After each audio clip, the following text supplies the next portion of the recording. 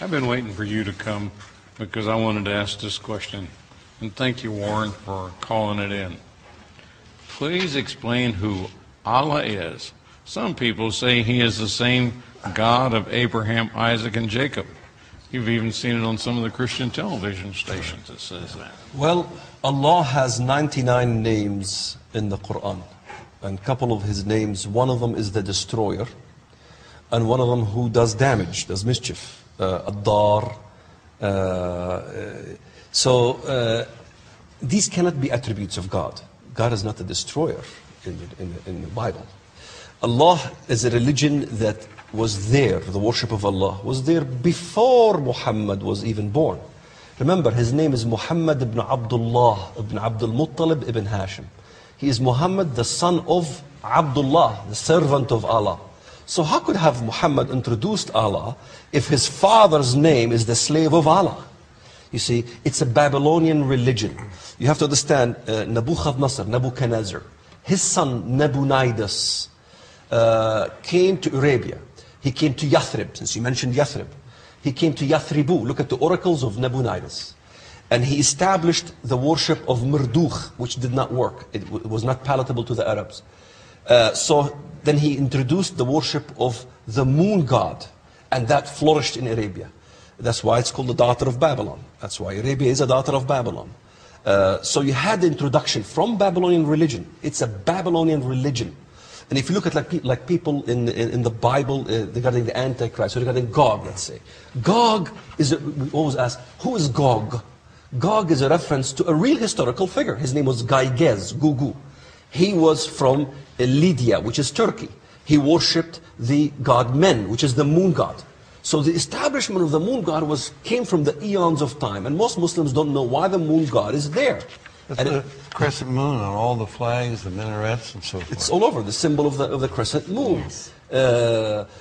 Even if you look at the Hebrew word in Isaiah, where it talks about the 5 eyes, his name is, the word Lucifer, go to the Hebrew. It's Hilal ben Sahar, Hilal, the brightness. Hilal is also an Arab word, which means crescent moon, by the way. Really? So there's a connection there. There's a Babylonian connection of Islam. It's one of the many Babylonian religions.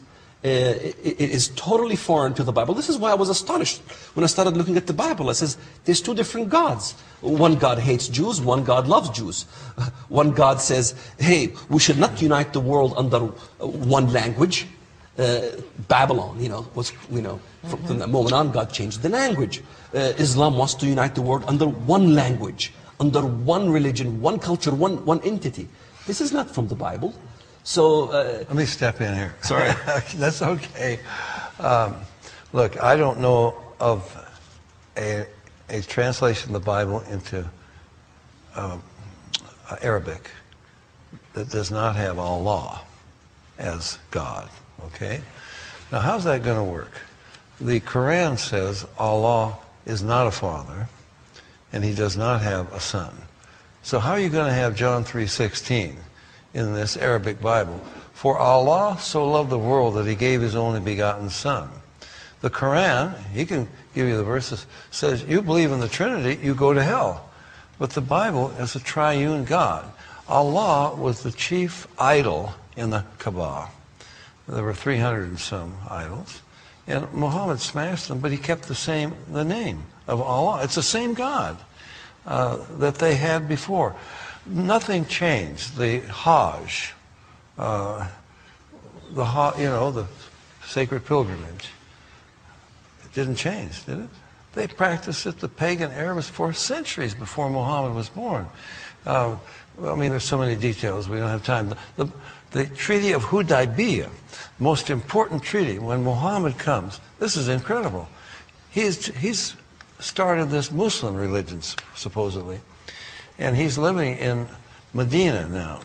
And he comes in 628 AD with his followers. These are new Muslims now. And they come to Mecca. What do they want to do? They want to join the Hajj. What is the Hajj? They're going to go to this Kaaba. Got 300 and some idols, and Allah is the chief idol, and they want to join the pagans and go around. Okay, that's when Mecca was too strong. They stopped him, and he entered into this treaty of Hudaybiyah, the most important treaty, I guess, in Islamic history, because it set the law of war and peace. It established a hudna.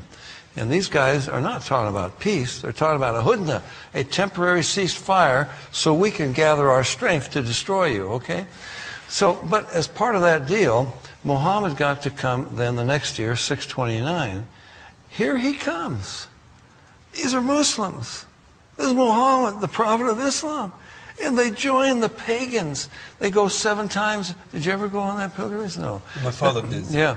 Go 7 times around the Kaaba, kiss the dark stone, touch the stone in the Yamani corner, run between Marwa and Safa, you know, go to Wadi Mina. Every year they get trampled to death over there and throw 7 rocks each at each of 7 effigies of Satan, supposedly.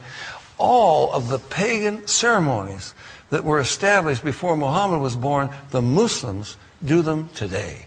Only thing they changed was, instead of Allah being the chief God in the Kaaba, Allah is the only God, and if you don't admit that, we kill you, okay? The Ramadan is the same thing. It's the same pagan ceremony. The Quran says, you could probably tell us the verse, that the Quran was first inspired in the month of Ramadan, right? Which says Ramadan already existed. And it was to be... Maybe I could recite the verse. Yeah, okay. إِنَّا أَنزَلْنَاهُ فِي لَيْلَةِ الْقَدْرِ. We have descended the Quran to thee in the night of vision. وَمَا أَدْرَاكَ مَا لَيْلَةُ الْقَدْرِ. What do you know what the night of vision is? لَيْلَةُ الْقَدْرِ خَيْرٌ مِنْ أَلْفِ شَهْرٍ. It is the night of vision that this Quran supposedly came down. That's when the crescent moon shows up. It's better than 1,000 months. تَنَزَّلُ الْمَلَائِكَةُ فِيهَا وَالرُّوحُ بِإِذْنِ رَبِّهِمْ. It's the day when the angelic host is cast out of heaven by the order of their Lord. Who is their Lord? And when are the angelic hosts cast out of heaven? This is in the Bible, the demonic force. And here's a parallel. The demonic force in the Bible is the good host in the Quran. The Antichrist of the Bible is the Mahdi of Islam. 2 John 2:22. Who is the liar? He who denies that Jesus is the Christ, that God came in the flesh. He is Antichrist that denies the Father and the Son. Major. So what is Allah? Allah is the religion of Antichrist. It is a form of Antichrist. It is a system of Antichrist. And maybe, I know Dave Hunt would agree with me with that one. Talking about Sharia law, you know, everything Dave Hunt would say about what's happening in the world proves my point. Who's changing the laws? Who's asking to change all the laws throughout the Middle East? Who's establishing Sharia law? And what does that law says? Women have no right. Does not honor the desire of women.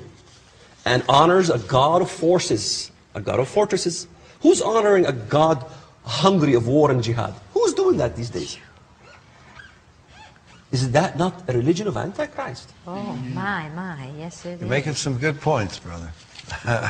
You sure are good. But we still disagree. That's right. Because you're the old school, you got to come to the new school. Okay.